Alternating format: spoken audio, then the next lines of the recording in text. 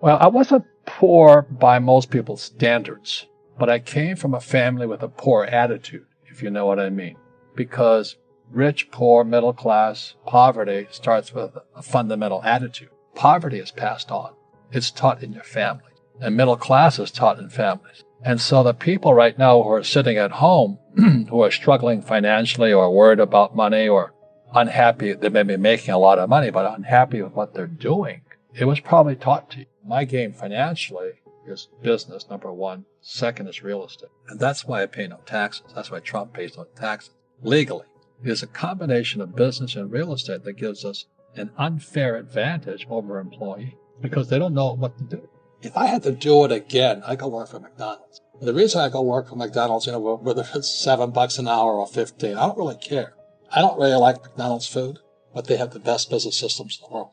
How else can a company take virtually non-college educated people and build a fast food industry across the world? And they have the best system. So right inside little McDonald's, you can learn everything you need to learn about business except for the management. So I just go work at McDonald's so I can learn even more. So I look at life as learning.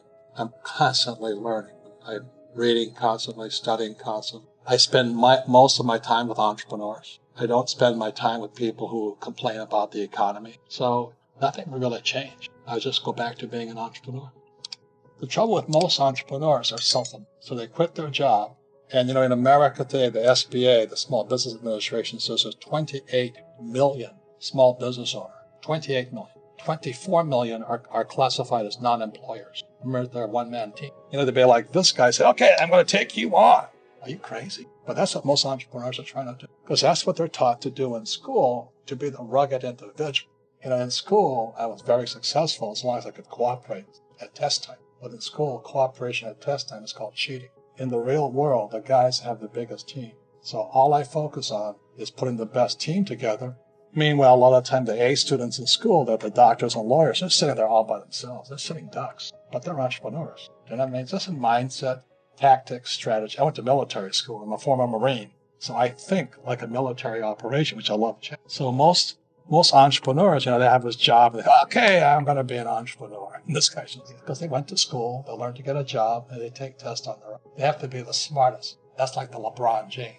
I don't want to be the smartest guy on my team, but I want to have the best team. And that's why I win most of it. Well, I wasn't poor by most people's standards, but I came from a family with a poor attitude, if you know what I mean. Because rich, poor, middle class, poverty starts with a fundamental attitude. Poverty is passed on. It's taught in your family. And middle class is taught in families. And so the people right now who are sitting at home, who are struggling financially or worried about money or unhappy, they may be making a lot of money, but unhappy with what they're doing, it was probably taught to you. The poor will always be amongst us. It starts up here. Right. It's that fear mentality. It's in their words, and the words become flesh. Again, I'm not really religious. I flunked out of Sunday school also. But when they say I can't afford it or I can't do that, they go down. They become what they say. My PhD dad, he says, what do you think I am, made of money? I can't afford that. And my rich dad would say, that's why he's poor. Poor people say, I can't afford it, I can't do that, I don't have time. Because it's an escape. It's an escape. You know what I mean? It's easy to say I can't afford it. And that's why I pay no taxes. That's why Trump pays no taxes. Legally, it is a combination of business and real estate that gives us an unfair advantage over employees because they don't know what to do. Depreciation is what the government wants us to do. So in other words, there's three things. It's appreciation, amortization, and depreciation. So the way guys like Trump and Kushner and the rich guys do it is called the McDonald's formula of business. The business of McDonald's is not hamburgers. The business of McDonald's is real estate. And that's the formula. So every time you go past the McDonald's stand, you deserve a break today, eat at McDonald's. But they're not seeing the real game. The game is that little hamburger stand is buying the most expensive real estate in the world. So today, McDonald's owns more real estate than the Catholic Church. So let's say I make $1 million. I don't want to pay tax on that. So I take that $1 million, instead of spending it on something stupid, I buy a piece of real estate. So let's say for $5 million. So I go from $1 million to $5 million. Then I appreciate, depreciate, and amortize that $5 million, and it offsets my $1 million in tax. Well, most successful entrepreneurs have gone bust.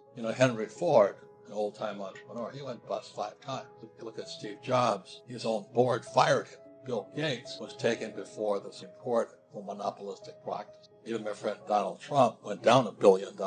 I only went down $1 million. So the average person is so afraid of those losses, they never get ahead, because at school they teach if you make a mistake or if you fail, you're a failure. But that's not real life. A baby learns to walk standing up and falling down, standing up and down. And our school system punishes you. That's why my poor dad, an academic, was so unsuccessful. He was terrified. If you're going to buy something, he says, if you haven't found one property in 100 deals, you start again. You start again with another 100. And that's why most people are not rich, is they're not willing to go through that process of looking at 100 deals to find one deal. And there's sometimes, and you and I know, you look at a lot of frogs to find one princess. But when you find that one princess, everybody goes, oh, well, how do you get so lucky? Well, I looked at a lot of dirt dogs out there, Mm-hmm. And that's like anything in life. I think when you say to somebody, live below your means, you wipe their spirit out. It's like saying to somebody, if you want to lose weight, go on a starvation diet. Because debt, like I say, is a two-edged sword. But telling somebody to live below your means is almost inhumane. I never felt good doing it. I wanted to strive to do better every day. I want to do better every day. I liked a good life. Whatever makes you feel better about yourself, stronger, more confident, to want to do better. And I think really that's the issue. And we're at the stage of our lives right now. To ask for more is not really it. But to do better, to feel better about ourselves is still important. It's very important. Before we continue, help us clicking that YouTube like button and subscribe now to our channel. This shows the algorithm that you valued this information. And it helps us spread that message. Sharing is caring. And now, let's continue. Do you want to know one thing about crypto? I made over 3000% in profit in a few weeks. Fact is, the traditional financial system, the traditional money system makes you poor, not rich. If you want to earn $500,000, $1 million, you have to wait until you're 50, 60, 70 in the traditional financial system, and you probably will still be broke. And you will be old. This is not a sexy combination, as you can imagine. But the question is, how can you start in crypto and make these profits? Where to invest? Where to start? My name is Gunnar and I'm from Germany, as you can hear, and things are a little bit different in Germany. More about that later on. Fact is, there are lots of different cryptocurrencies. It's a gigantic universe where beginners and professionals get easily lost. But there is light at the end of the tunnel. There are 7 key steps you need to follow to become successful in this market. You have to know them, and if you fail one of them, it's literally impossible to succeed in this market. Just an example, one of the key points is your exchange, and one of the biggest are, for example, Binance and Coinbase.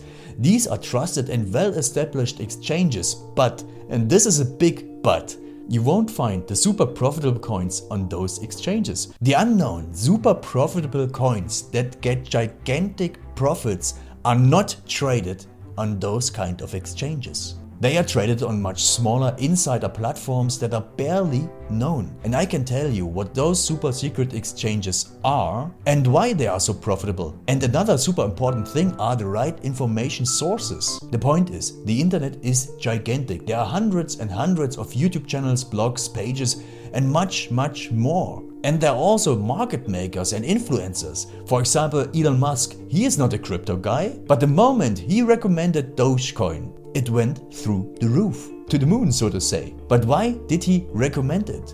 Where did he hear it from? He didn't hear it from newspapers. And believe me, he is listening to someone. But you have to know who, and you have to react before he is reacting.